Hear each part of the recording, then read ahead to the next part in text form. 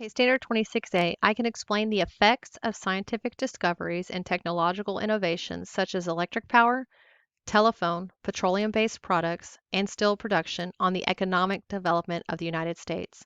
So here we're trying to look at the effects that power, the electricity, telephone, petroleum-based products, oil-based products, steel production had on increasing the economic development of the United States.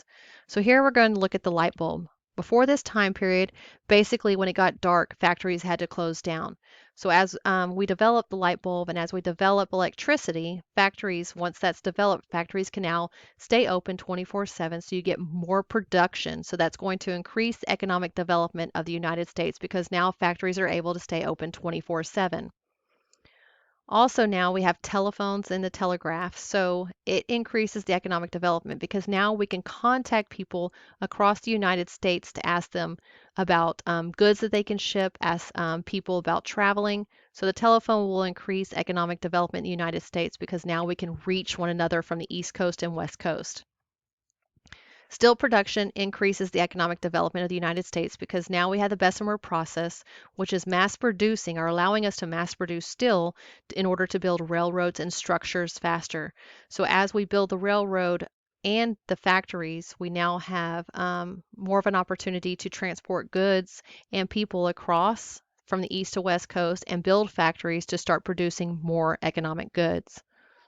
So here we have two questions. Question 15 was tied to this standard, and basically you have a picture here of the light bulbs, and it says the innovation featured in this illustration allowed for A, production of mass transportation systems to move people and products, B, longer work days in factories, C, citizens to have greater access to information, or D, greater mobility as suburbs grew. The correct answer here is B, longer workdays in factories. So as the light bulb is created and developed, then factories can stay open 24/7. So it gives it longer working days in the factories. A is incorrect because we're not talking about transportation systems. This is talking about the light bulb.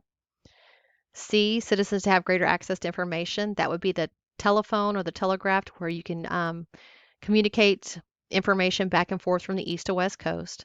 And D, greater mobility as suburbs grew. We're not talking about anything with mobility.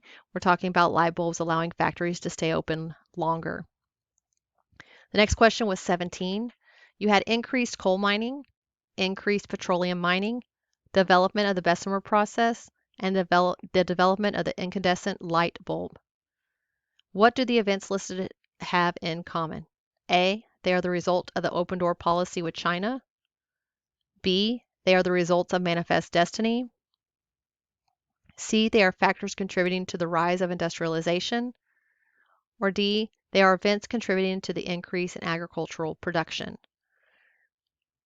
So the correct answer here is C, they are factors contributing to the rise of industrialization. We have light bulbs, we can produce steel faster, we have petroleum mining, and we have coal mining. All of these things lead to a rise in industrialization and urbanization.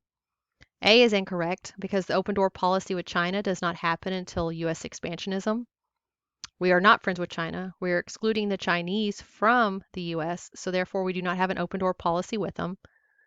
All these things are not a result of the manifest destiny where people are moving from the East Coast to the West Coast in search of something. That's not what these things are about. They are events contributing to the increase in agricultural production. This doesn't have to deal with farming. This has to deal with urban and industrialization within the cities, the steel development. So the correct answer is C.